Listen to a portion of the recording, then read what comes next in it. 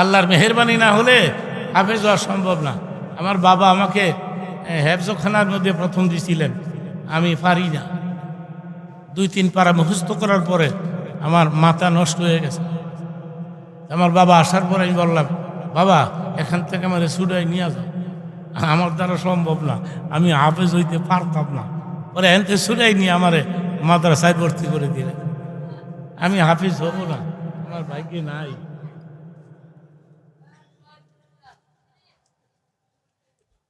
একটি ছোট্ট কথা বলি, তখন দেশ স্বাধীন হয়ে গেছে, অনেক দামি কথাটা বলে ফেলি। আপনার তখন আমরা ওয়াজ করতাম ঢাকাতে। শেখুল হাদিস আল্লামা আজিজুল হক, মৌলানা আমিনুল ইসলাম, মৌলানা সৈয়দ মাসুম সাহেব, আব্দুল গফফর সাহেব, আমরা ওয়াজ করতাম। মৌলানা সাইদি সাহেব তখনও ঢাকাতে প্রবেশ করেননি, উনি 2-3 বছর পরে প্রবেশ করেছেন। পরে কি হলো বলে ফেলি। এই ধানমন্ডিতে বড় বড় ধনীরা একটা মাদ্রাসা বানাইল, ওইটার নাম দিল বোম্বাস্টিক মার্কা মাদ্রাসা। কারণটা কি? ওরা বলল এই মাদ্রাসার ছাত্ররা যেগুলি খায়, এই সপ্তাহে 2 দিন গুঁড়া মাছ, 1 দিন গরুর গোশ, পাতলা ডাল, মনে করেন 10 কেজি পানির মধ্যে আধা কেজি ডাল দিছে। এটা কি ডাল রয়েছে দুনিয়া? এগুলি খায়, এগুলি খাওয়ার পরে কোরআন কণ্ঠস্থ হয়, চেল্লায় বলে সুবহানাল্লাহ।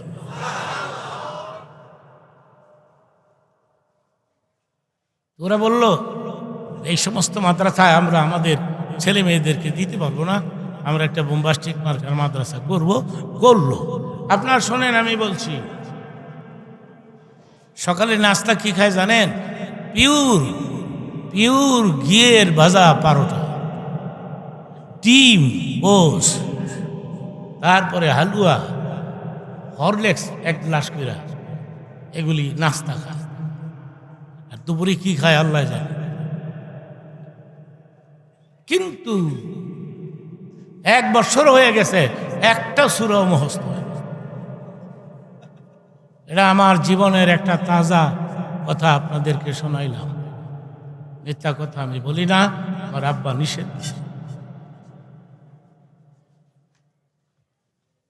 কারণ কি? What is the cause? ডাকা হলো, শহরের শীর্ষস্থানীয় ওলামাদেরকে ডাকা হলো, আপনারা আসেন।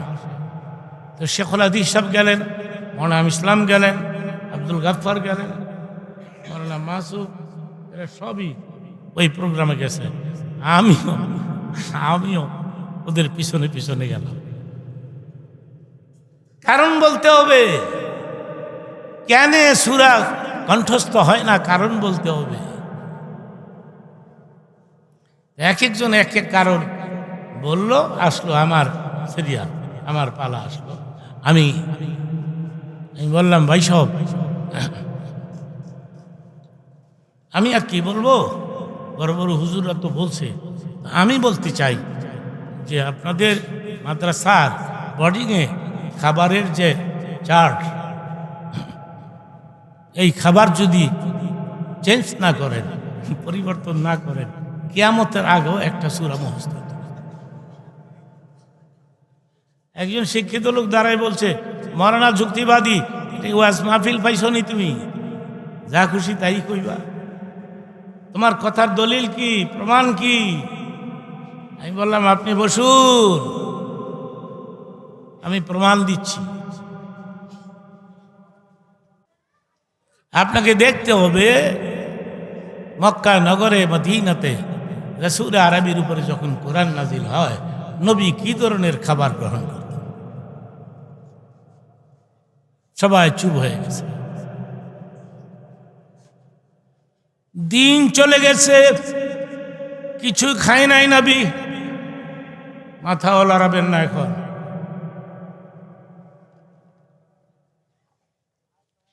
এই 2টা খেজুর, একটু পানি।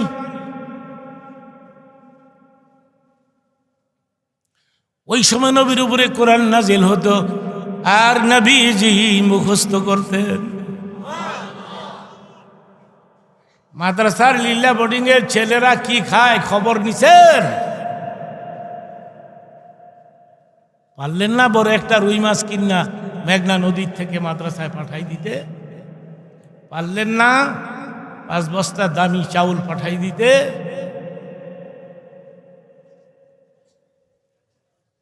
নিজেরাই খালি খাইলেন, মাদ্রাসার তো খবর নিলেন না।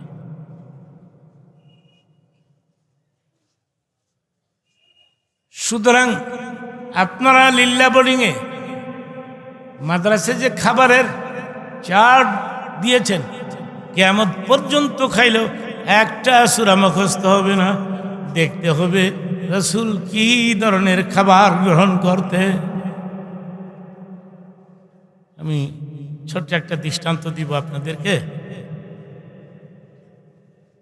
আপনাদের কষ্ট হচ্ছে না তো? আমাকে 15 মিনিট সময় দেন। আরো বড় বড় উলামায়ে কেরামরা আছে, ওনারা বাই সিরিয়ালে আসবেন, বক্তব্য পেশ করবেন। আমার কথাটা আমি শেষ করতে চাই। ক্ষুধার্ত নবী হযরত আয়েশা,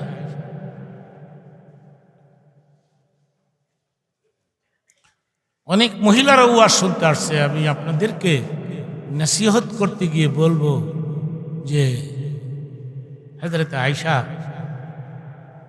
নবী বললেন, দুপুরের সময় বললেন, আয়েশা ঘরে কিছু আছে? আছে তো থাকলে দাও, আমি তো মসজিদে যাব। 2টা খেজুর হযরত আয়েশা স্বামীর সামনে পেশ করেছে। নবীজি মনে মনে ভাবলেন, আমার আয়েশার ঘরে যদি 3টা খেজুর থাকতো কোনোদিন আমাকে 2টা দিত না। 2টাই বোধ আছে। নবী একটা খাইলেন আর একটা আয়েশার জন্য রেখে দিলেন। চিল্লায় বলেন সুবহানাল্লাহ। তুমি আমি হইলে কি করতাম? এই 2টা তো খাইতামই, এরপরে জিগাইতাম বাকিগুলি কই সাপ্লাই করছ? তোর বাপের বাড়িতে। আমাদের ক্যারেক্টার ভালো না। নেই মানে আইসা রে, আমি একটা খাইলাম আর একটা তোমার জন্য রেখে দিলাম। মাঝে মধ্যে আমি বলে থাকি, বাজার থেকে স্বামী একটা কই মাছ আনছে, কই মাছ অনেক বড়, মোড়া তাজা। এটা আইনা স্ত্রীরে কয়, অনেকদিন ধরে বড় কই মাছ খাই না, এটারে ভাজি কইরা দাও, আমি খাবো। কই মাছ কাটতেও কষ্ট, ভাজি করতেও কষ্ট। ভাজি কইরা প্লেটের সামনে যখন দিছে, স্বামী কই মাছের মাথাতে লেজ পর্যন্ত পুরো রেখে এলেন। স্ত্রী কয়, এত কষ্ট করে কাটলাম, আমারে দিতেন না কই মাছ?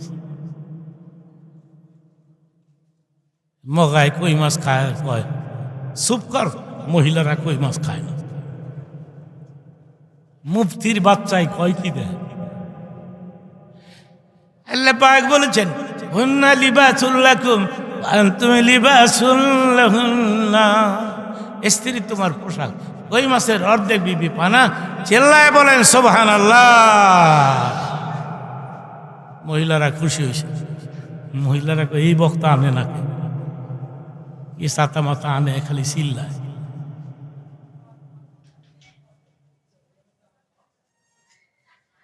ঈশান নামাজের পরে রবি বোঝার চেষ্টা করুন। আয়েশার হুজুরে প্রবেশ করে বলতেছে, আয়েশা আমি একটু রিল্যাক্স করব, বিশ্রাম নিব, আমি একটু ঘুমাবো। এই আয়েশা বললেন, খাবেন না কিছু? নবী জানতেন দুপুরে 2টা খেজুর ছিল, দোনোটাই আমরা 2 জনে খেয়ে ফেলেছি, এখন আর কি নেই মানে আয়েশা রে, খেজুর আছে? আছে তো, কই নিয়ে আসো। তো নবীর সামনে যখন খেজুরটা হাজির করছে, নবী বুঝতে পারছে এই খেজুরটাই আমি দুপুরে আয়েশাকে দিয়েছিলাম। তিনি বললেন, আয়েশা রে, এই খেজুরটা আমি তোমাকে দিয়েছিলাম তাই না? হ্যাঁ। তুমি খাও নাই? হযরত আয়েশা উত্তর দিলেন, আমি যদি দুপুরে খেয়ে ফেলতাম গভীর রাতে আপনাকে কি দিতাম? বললেন, আয়েশা তুমি আমাকে অনেক ভালোবাসো তাই না? হ্যাঁ। কেমন ভালোবাসো বলো তো? আয়েশার উত্তরটা শোনেন, এরপরে সুবহানাল্লাহ কইলেন। আয়েশা উত্তর দিলেন, আমি আমার জীবনের চাইতে বেশি ভালোবাসি। আমার প্রশ্নের উত্তর দিবেন একসাথে। এই নবীকে ভালোবাসতে হবে নিজের স্ত্রীর চাইতে বেশি না কম? ছেলে মেয়ের চাইতে, নিজের জীবনের চাইতে? লা ইউমিনু আহাদুকুম, না তোমরা কেউ মুমিন হতে পারবে না। বাকি কথাটা শোনেন, তুমি আমাকে অনেক ভালোবাসো তাই না? হ্যাঁ, আমিও তো তোমাকে ভালোবাসি। হযরত আয়েশা একটা সুযোগ পাইলেন, চান্স। আয়েশা বললেন, আমি তো আপনাকে ভালোবাসি কেমন সেটা ব্যক্ত করেছি, বলে ফেলেছি, কিন্তু গো নবীজি আপনি আমাকে কেমন ভালোবাসেন সেটাকে আমি জানতে পারবো? নবী বললেন, আজকে বলবো না, তবে একদিন বলবো। বলতে যাইয়া আর বলা হলো না। রাসূলের বিদায়ের রাত এসে গেল।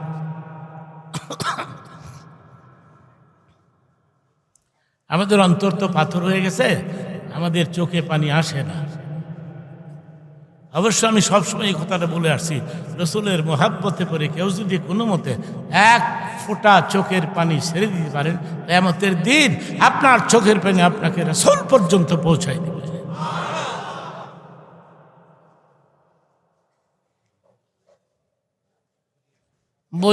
বলতে যাইয়া বলা হয় না। আজকে নবী চলে যাচ্ছেন। নবীর ইন্তেকালের দিন হযরত আয়েশার বয়স ছিল মাত্র 18 বছর। সুবহানাল্লাহ, 18 বছর। 18 বছরের স্ত্রী রেখে নবী বিদায় নিচ্ছে। আল্লাহ বললেন, আজরাইল রে জলদি যাও, আমার বন্ধুর রূহ কবজ করবা, খবরদার আমার বন্ধু যেন কোনো কষ্ট না পায়। তুমি এমন একটা সূরত ধারণ করে যাবে, ফি আহসানি সূরা, চমৎকার একটি সূরত ধারণ করে। সুবহানাল্লাহ বলে, নবী যেন ভয় না পায়।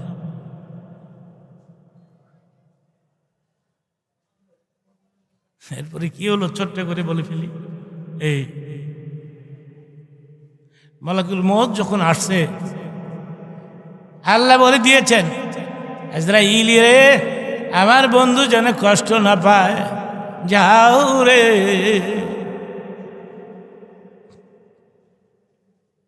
আজরাইল আসছে, নবীকে সালাম দিচ্ছে, নবী সালামের জবাব দেয় না। অমনি জিবরাইল ফেরেশতার আগমন ঘটলো। আজরাইল বলে, ও জিবরাইল ভাই, আমি বারবার নবীকে সালাম দেই কিন্তু নবী জবাব দেয় না, এখন আমি কি করি? জিবরাইল বললেন, আমি যাচ্ছি, আমি অনুমতি নিয়ে আসতেছি। হযরত জিবরাইল হুজুরের পাশে গিয়ে দাঁড়ায় বলে, নবী গো, মালাকুল মউত বারবার আপনাকে সালাম দিচ্ছে, আপনি সালামের জবাব দেন না কেন? তো বাইরে দাঁড়িয়ে আছে। নেই বললেন, এ জিবরাইল, আজরাইল আসবে, আমার রূহ কবজ করে নিয়ে যাবে, নিয়ে যাক, আমার কোনো আপত্তি নাই, কিন্তু রে আমি মরে গেলে আমার উম্মতের কি হবে? আল্লাহু আকবার বলে। আমি সমস্ত নবীদের জীবনী পড়েছি, কোন নবী উম্মতের জন্য এ ধরনের কথা বলে নাই। মালি উম্মতি মানলি উম্মতি। জিবরিল রে, আমি মরে গেলে আমার উম্মতের অবস্থা কি হবে? তখনই আল্লাহ বললেন, ও জিবরাইল, আমার নবীকে বলে দাও উম্মতের চিন্তা যেন না করে, বলে দাও রে আমার বন্ধুরে, তার উম্মত মৃত্যুর 1 বছর আগেও যদি তওবা করে আমি এদের মাফ করে দিব। নবী বললেন, জিবরাইল রে, সানাতু কাসীরা, 1 বছর তো অনেক লম্বা। তখনই আল্লাহ বললেন, তাইলে তুমি বলে দাও 1 মাস আগেও যদি তার উম্মত মৃত্যুর 1 মাস আগেও যদি তওবা করে আমি মাফ করে দিব। নবী বললেন, শাহরু কাসীরা, 1 মাস হতো কত লম্বা। আল্লাহ বললেন, তাইলে বলে দাও রে এ জিবরাইল, মৃত্যুর 1 দিন আগেও যদি আমার হাবিবের উম্মত তওবা করে আমি মাফ করে দিব। নবী বললেন, আল ইয়াউমু কাসীরা, 1 দিনও তো কত লম্বা। এবার আল্লাহর উত্তরটা শোনো, পারলে চিল্লাইয়া সুবহানাল্লাহ কই। তখন নবী বললেন, জিবরিল রে, আমার নবীরে বলে দাও দাও, এত যদি সন্তুষ্ট না হয়, যখন মরবে, যেদিন মরবে ওই দিনে যদি তওবা করে আমি আমার উম্মতের জীবনের গুনাহ মাফ করে দেব।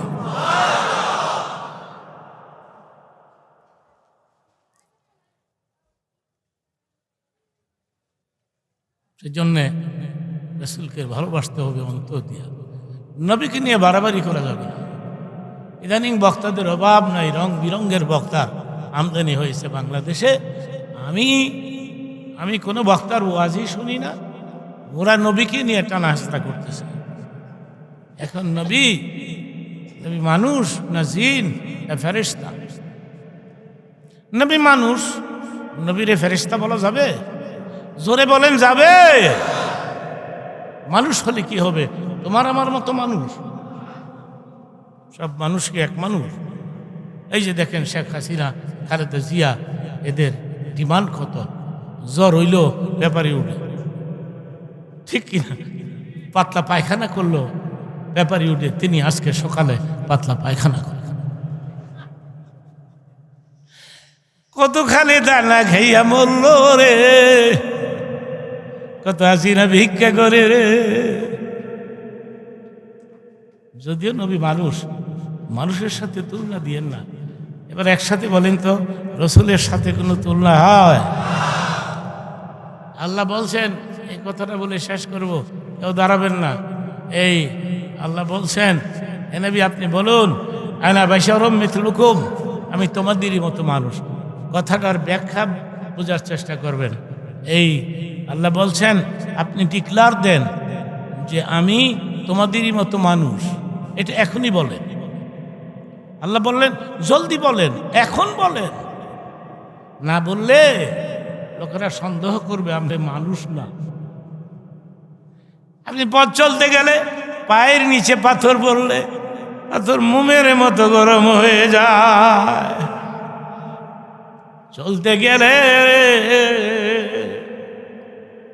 একসার আবর এসে আপনাকে ছায়া দেয়।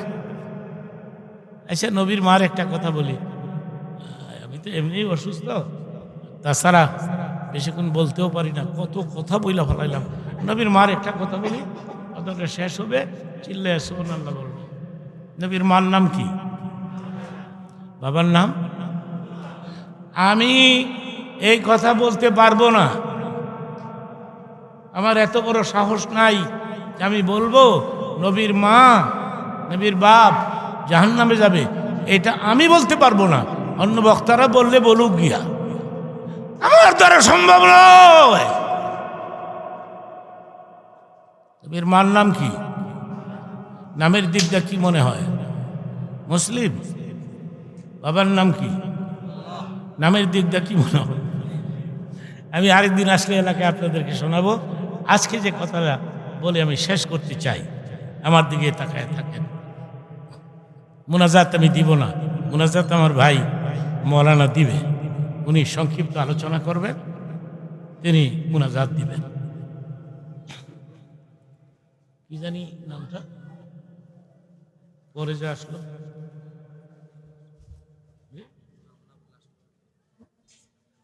আল্লামা মুফতি দেলোয়ার হোসেন।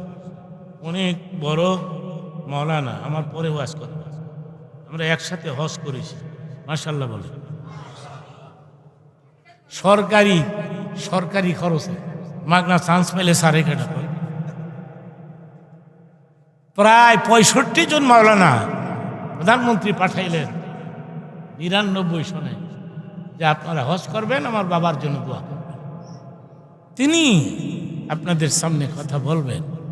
আমার কথাটা শেষ করে 2-3 মিনিটের মধ্যেই শেষ করে আমি যেটা বলতে চাই সেটা হলো, আমি পারবো না বলতে নবীর মা জাহান্নামে যাবে, বাপ জাহান্নামে যাবে, এটা আমি বলতে পারবো না, আল্লাহই ভালো জানে, ঠিক কিনা বলেন? কত রঙের কথা শুনতেছি। আহলে হাদিসের ভাইরা, আমি আপনাদেরকে ভাই বললাম। আহলে হাদিসের একজন বড় মাওলানা আমার ভাইরা বিয়ে করেছে, আমার ভাইরা আহলে হাদিসের, তাতে কি হয়েছে? অসুবিধা হয়েছে? আহলে হাদিসের ভাইদের আমি ভাই বলি, কিন্তু গন্ডগোল লাগাবেন না, ফালতু কথা বলবেন না, বাজে ফতুয়া দিবেন না। এদেশের মানুষ সরল সহজ, ঠিক কিনা বলেন?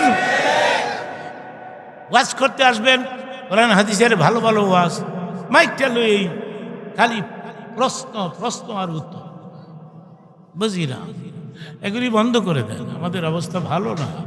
মূর্তির পায়ের নিচে কোরআন শরীফ রাখলো কে রাখলো? নরসিংদীর ভাইয়েরা, 50 বছরে যেটা দেখি নাই, এটা এইবার হলো কেন?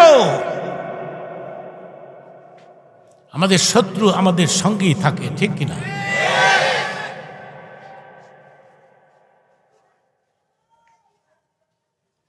হিন্দু মুসলিম ভাই ভাই সবার কাছে ভোট চাই, অসুবিধা কোথায়? আমার এলাকায় সোনারগাঁয়ে একবার এক মিছিল আসতেছে, হিন্দু মুসলিম ভাই ভাই সবার কাছে ভোট চাই। আমি বললাম, বাবার একটু থামো তো, হিন্দু আবার তোমাদের ভাই কেমন হবে? কয় সবাই কয়, এই জন্য আমরাও কই। এমনি না, এইভাবে কও, আমি শিখাই দেওয়া যায়। হিন্দু ভাই ভাই সবার কাছে ভোট চাই, মুসলমান ভাই ভাই সবার কাছে। অবস্থা ভালো না, ইমান রক্ষা করা মুশকিল হয়ে গেছে। আমাদেরকে কাঠমোল্লা বলে, দাড়ি সাইসা পালাইব, টুপি ঘুরলা ফালাইব, পাগল নাকি? ঠিক কিনা? যে পাগল ছাড়া এই ধরনের কথা কেউ বলতে পারে? টুপিটা ফালাই দিব মাটির মধ্যে, ঠ্যাং ভেঙ্গা ফালাইব, লক্ষা নদীতে ফেলে দিব, যে বলেন এগুলি কি? সুতরাং এগুলি আমি বলেছি সরকারকে, এই সভাপতি সাহেব বসেন, আপনি খাইয়েছেন নাকি? সামনে খাইয়েছেন, আমি তো এখনো খাই না, আমি খাই নাই। জাগা ওয়াজে ইদানিং আমি খাইও না। তারপরে কথাটা বলে শেষ করি। ওই সরকার বলল বাংলাদেশে একটা মূর্তিও তোমরা কেউ ভাঙবে না। আমি বললাম, আমরা কেন ভাঙবো? ওরা যখন নিজেরাই ভাঙবে, এটা ঠেকাইব কেন? ঠিক কিনা বলেন? লক্কা নদীতে আমি দেখলাম, লক্কা নদীর মাঝখানে নিয়া দুর্গা দেবীরে ধাক্কাটা ফালাই দিছে। দেবীর গায়ে শক্তি নাই, ধাক্কা দিলি পুইরা যায়। এরপর আমি এটাও দেখছি, মিথ্যা বলছি না, ডান্ডার গোড়া দিয়া দেবীর গায়ে গুতা মারে। দেবী গুতা খায় আর কয়, জোরে গুতা দাও, পাবলিক দেখুক আমি কেমনি গুতা খাই। যারা যারা হাসলেন, একটা করে সোয়াব হয়ে গেছে। জায়গা মতো হাসলেও সোয়াব হয়, জায়গা মতো কাঁদলেও। আমরা কেন ভাঙবো? ওরা নিজেরাই তো ভাঙবে।